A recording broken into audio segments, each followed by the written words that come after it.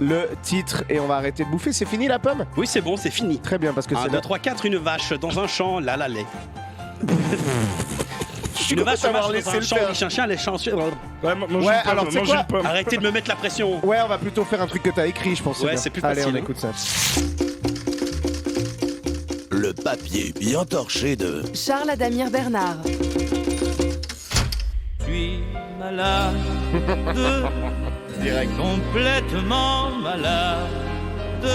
Mon Dieu, quelle difficulté. Yes. Cette onomatopée, je l'ai utilisée tout le week-end. Bah alors Charlotte, t'avais trop bu? Ouais, trop bu de concoction de gingembre, citron, miel pour ma voix. Ah, hier j'ai fait le retour du chalet, on aurait cru un ado qui mue qui animait. Salut, vous êtes dans le retour du chalet, hein, ça va? Mais oui, on aurait pu envisager que ma voix est une conséquence directe d'un abus d'alcool parce que ce week-end, j'ai participé à un EVG. Ouais, un événement vilipendé par des gamins parce qu'on n'était pas très bien malin, ou une équipe vraiment gaulerie parce qu'il y en avait des drôles. Mais quand j'évoque ce fameux acronyme, c'est bien pour enterrement de vie de garçon. Mon fils, quand il a entendu ça, il m'a demandé quel enfant était décédé. Bon, c'est normal, il a bientôt 10 ans, il est encore très premier degré. Mais il est marrant ce gamin. Tu sais, dimanche, il m'envoie une photo de son genou. Il avait le genou plus rouge qu'un drapeau suisse en 1er août. Hier, je s'est fait mal. Puis la petite phrase en dessous. Je suis allé chercher des morilles, mais j'ai trouvé que des orties. Oh, avec une telle blessure, dans pas longtemps, il touche une rentaille. Hein. Allez, un futur poète torturé, ce gamin. Mais revenons-en à l'EVG. Je dois vous l'avouer, j'avais un peu peur de ces retrouvailles. Hein. Rien de bien méchant, mais les potes dans cette affaire, ça fait longtemps que je les avais pas vus. Les soirées qu'on passait ensemble à l'époque, j'étais pas toujours dans le même délire. Hein. Quand j'essayais de chanter à 4 voix un joli Country Roads, je me faisais vite couper par un lac du Connemara puis un feu d'artifice de bière. Alors j'appréhendais parce que pour une partie de cette équipe, je suis le bobo extrême gauchias qui mange du boulgour. Ah tiens. Alors que dans d'autres environnements, je suis le cisgenre mâle à droite. Mais ce qui occupait le plus mon esprit, c'est ce phénomène particulier qui s'impose quand on rassemble que des hommes entre eux. Tiens, on devient tellement con parmi. C'est terrible. L'EVG commence à 8h du matin, avec des cafés binge. J'arrive un peu avant 10h. Hein. En passant par un chemin de campagne, je me fais dévisager par tous les promeneurs, joggers, Nordic Walker, Texas Ranger. Oh, les bonnes rêves. On a un rendez-vous en forêt, je débarque vers un petit refuge, tout le monde a une boisson à la main, je m'adapte et lâche un tonitruant. Adieu les adustes. Ça commence. Ouais, ça rigole, donc j'ai réussi ma réintégration au groupe. Le futur marié est là, affublé d'une couronne de plumes et d'un petit flutio. Il a jusqu'à la fin de la journée pour jouer correctement fait dodo, sinon on lui scalpe les boules. Oui, le garçon qui va devenir homme a une fascination pour les natifs d'Amérique. Ah. Alors ça m'aurait eu fait rire de me faire arrêter par un de ces promeneurs en roulant sur les chemins de campagne. Vous allez où, espèce de petit con de la ville?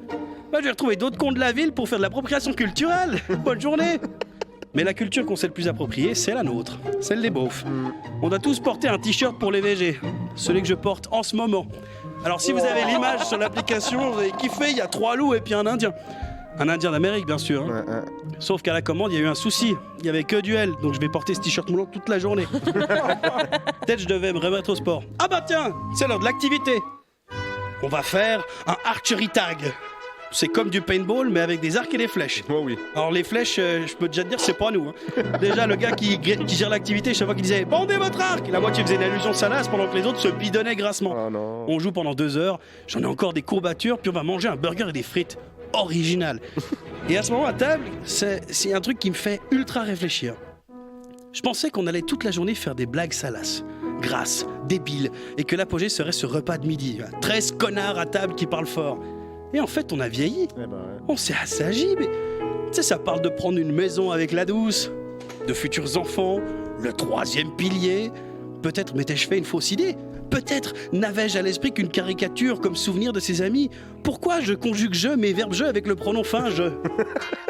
Bon, après le match et le repas, je suis rentré chez moi parce que j'étais trop malade, tu vois. Yes. Ah, mon Dieu. Et que j'avais déjà des courbatures à cause du tir à l'arc.